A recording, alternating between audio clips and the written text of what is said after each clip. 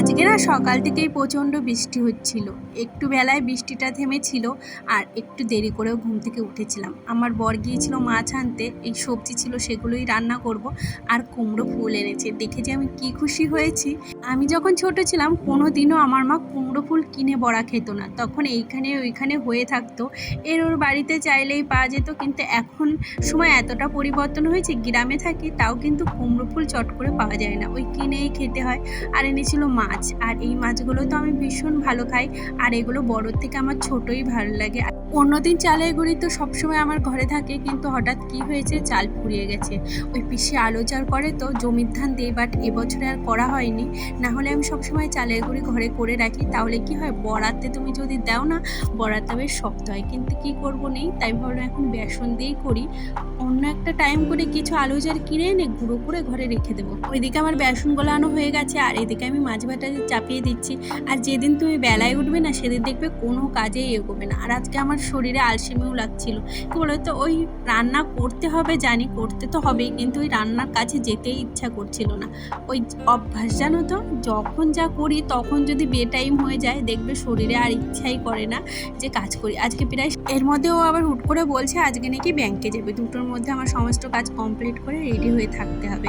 ও মানে ডিউটি থেকে এসে নিয়ে যাবে। আমি সেটাই ভাবছিলাম যে কি করে তাড়াতাড়ি কাজ করব।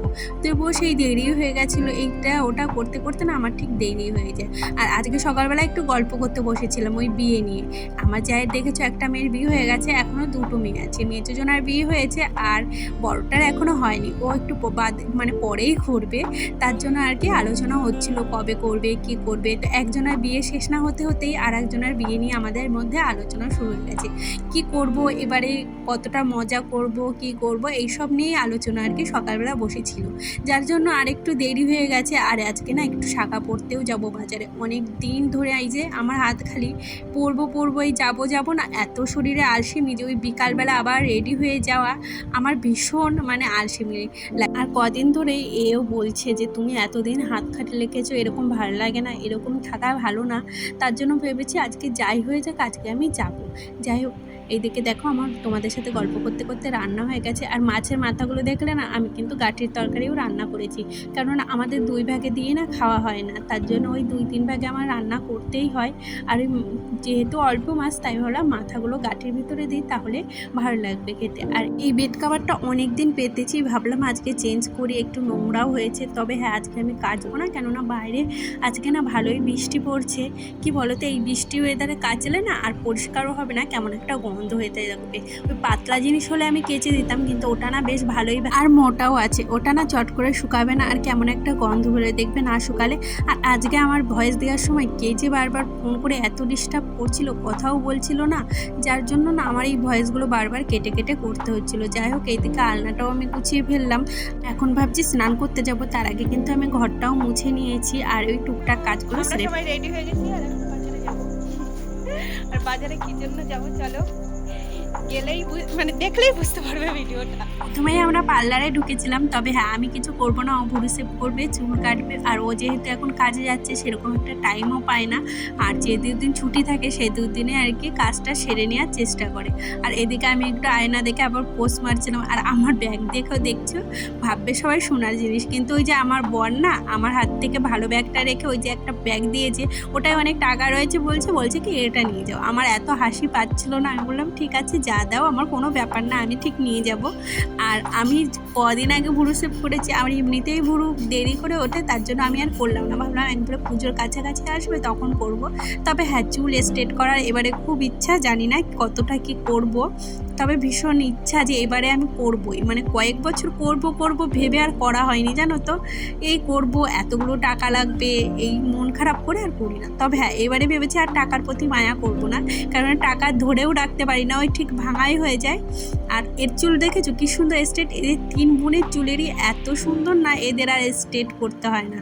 এদের চুল সবাই দেখে বলে যে তুমি কি স্মুথনিং বা স্ট্রেটনিং করেছো, ওরা কিন্তু কিছুই করে না, ওদের ছোটোবেলা থেকে এরকম চুল। ওদের চুলগুলো দেখে আমার এত লোভ লাগে না, ভাবি কি আমারও যদি এরকম একটু চুল হতো। আর আমার চুলগুলো তো আমি খুলেই না, পুরো গো, মনে হয় কি যে কাকের বাসা। যাই হোক, এদিকে ও আবার একটু চুলটা কেটেছিল আর লক্সও কেটেছিল। ও কিন্তু লক্স কাটেনি, ও জাস্ট বড় চুলই রেখেছিল। তারপরে চলে এসেছিলাম শাখার দোকানে, এই যে শাখা পরবো ভাবছিলাম। আর প্রথমে ছোট ছোট শাখা দেখাচ্ছিল, বাট এবারে আমি একটু বড় আর মোটা শাখা পরেছি। কোনোদিনও মোটা শাখা পরিনি, এবারে আমি মোটা শাখা পরলাম একটাই কারণ, দেখছিলাম আর কি হাতটা কেমন লাগে। তবে হ্যাঁ, রোগা হাতের থেকে মোটা হাতে শাখা পরলে বেশি ভালো লাগে। আর আমি যেহেতু রোগা, আমার হাতগুলো সরু সরু, তার জন্য মানে এই শাখাটা আমি পরবো না ভেবেছিলাম। আমার জায়ের মেয়ে বললো পরো, ভালো লাগবে। তাই বললাম চলো এবারে পরি। আর জানো তো, এই শাখাটা অনেকটাই দাম নিয়েছিল, প্রায় 700 টাকার কাছাকাছি আর কি। এত দামি শাখা আমি পরেছি 550 টাকা দিয়ে, বাট এত টাকা দামি শাখা আমি এই ফার্স্ট টাইম পরছি। আর আমার এত কষ্ট হচ্ছিল না, ওই দেখো শাখাটা পরতে যে মানে বের করতে গিয়ে ভেঙেই ফেলেছে, মানে এতটা আমার হাত শক্ত। এর জন্য আমি একটু বড় পরেছি, কেননা সোনার শাখা বাঁধানো মাঝে মাঝে পরি, তো খুলতে গেলে আমার অনেক কষ্ট হয়। তার জন্য ভেবেছি একটু বড় পরি, তাহলে খোলা পড়া করতে পারবো। এমনিতেই আমার হাতে বেশি একটা শাখা টেকে না। যাই হোক, এই দেখো একটু বড় বড়ই হয়েছে। আমি বললাম থাক। আর মোটা শাখা পরেছি, বুঝতে পারছিলাম না যে কেমন লাগছে। আমি বারবার বলছিলাম দেখ তো আমাকে কেমন লাগছে কেমন লাগছে, মানে কনফিউজ হয়ে গেছিলাম।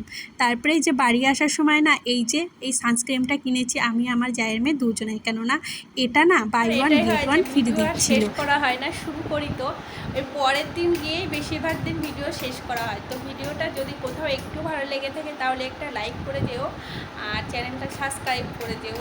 আর খুব বেশি ভালো লাগলে একটু কমেন্টস করো। তো আজকের মতো টাটা, দেখা হচ্ছে আবার একটা নেক্সট ভিডিওতে।